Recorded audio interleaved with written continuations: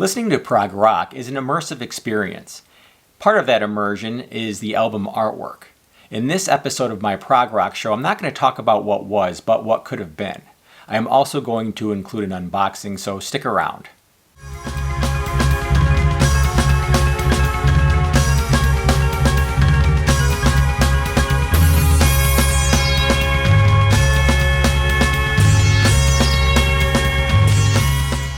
In previous episodes, I have talked about artist William Neal's contributions to the artwork and designs of Emerson, Lake and Palmer's Tarkus and Pictures at an Exhibition. ELP would go in a different direction for the album Trilogy, using the graphic design outfit Hipgnosis.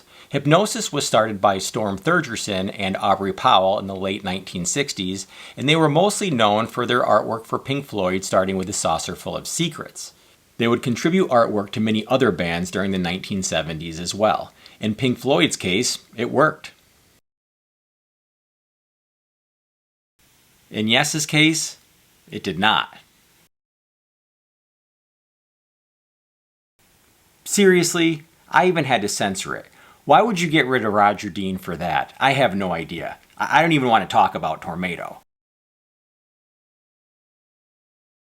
And you still put it on the screen. Anyways, ELP jumped on the Hipgnosis bandwagon for their 1972 album Trilogy, which wasn't a bad cover, but it ended up looking like a three-headed shirtless prog monster. And the only time ELP was featured on an album cover until...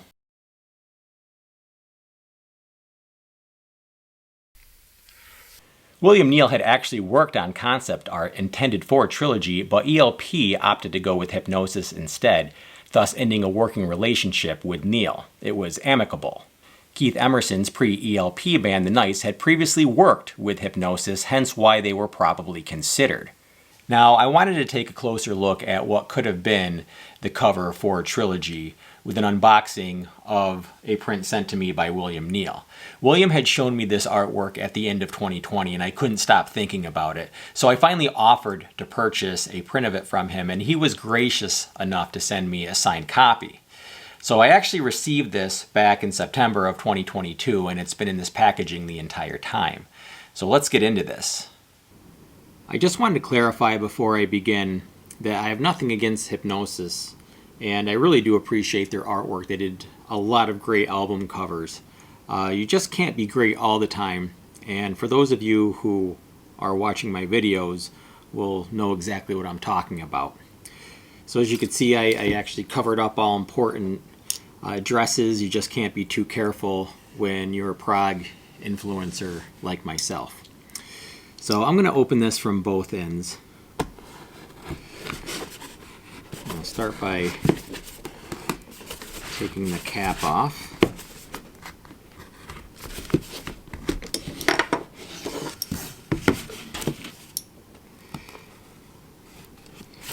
Cutting the tape here. Now again, keep in mind this is the first time that I'm actually seeing this myself.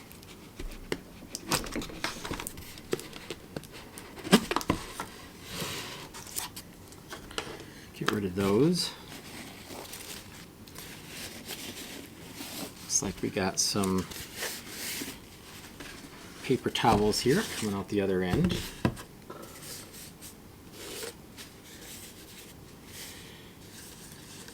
Little tape here.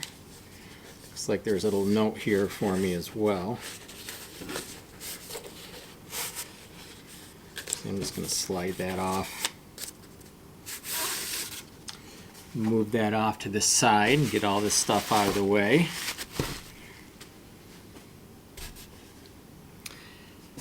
And we're going to see what we have here.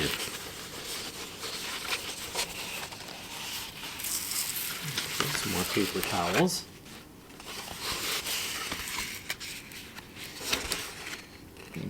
Take a look at this. Actually have some things I can sort of put here. And don't worry, we're going to get a closer look at this, but this is very nice. Okay, and I think he's got the little proof thing here. Calls it the Endless Enigma, and it's signed by William Neal. And to see this in person, this is really nice. This is definitely a beautiful print here, and I'm actually seeing much more detail than I've seen before digitally.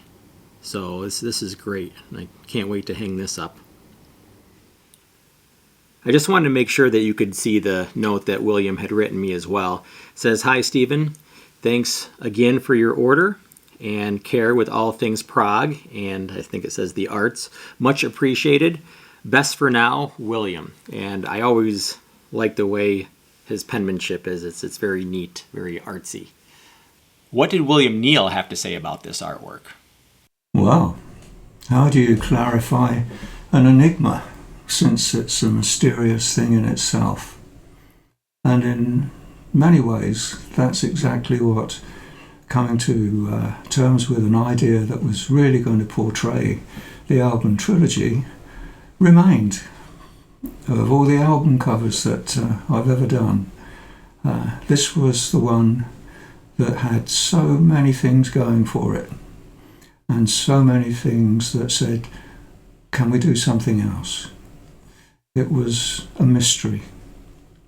Artists and musicians have been blessed with all manner of creative abilities, but hindsight isn't really one of them.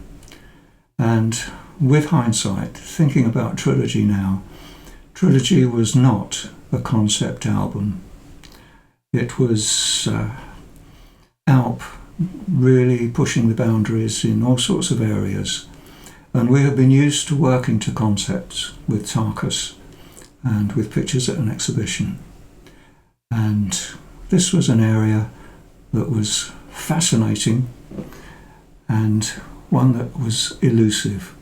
There were so many ideas that we even decided to put all of them on the album together so that people could pick the one they liked. And that would have been something of a unique situation at that time. And there were all sorts of areas that we came up. We even incidentally came up with an idea for portraits, of which I did a portrait of Keith, Greg and Carl.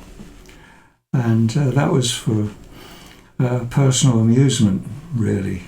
And although it worked, it was considered to be a little bit too close to Jethro Tull's This Was Jethro Tull. And so we left it and carried on. And one of the areas that did show possibilities was the picture that I did, entitled Endless Enigma. It did in some ways evoke everything that we were going through and things that we believed in at the time. So that's why it was considered as an album cover. It could also sense the absurdity of war and the earth being ruined, which was very apparent then and still is to this very day. The World War II planes are loosely based on a smashed German Messerschmitt Bf 109. That was a fighter, plus a British Vickers Wellington bomber. So it could have been any craft really. One was high, smiley, the other self-destructive, hence portraying the bombs into its own bomb bay. So here was a loose make love not war thing. And certainly the dead fish is really such a sad sight. There were brick walls everywhere, brick walls that we were coming up with, and brick walls that all manner of man's ways to sort peace on the earth. It wasn't happening. The smaller images have a sense of failed attempts to clean up a broken world. Advertising hoardings going nowhere, everything floating in cold space. There are even little nods to Stones of Years from Tarkus with the curious structures. They were all certainly futuristic, but still hopelessly cold and empty without any promise.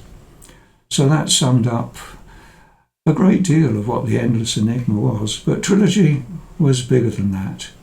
And so the Enigma carried on. This, fortunately, would not end William Neal's working relationship with Emerson, Lake and Palmer.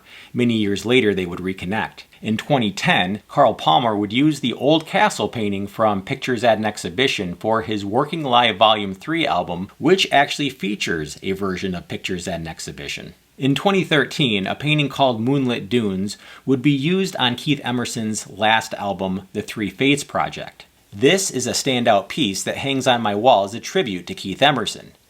William Neal's work would not just be limited to Emerson, Lake and Palmer. Let's take a moment and look at the other albums he contributed to.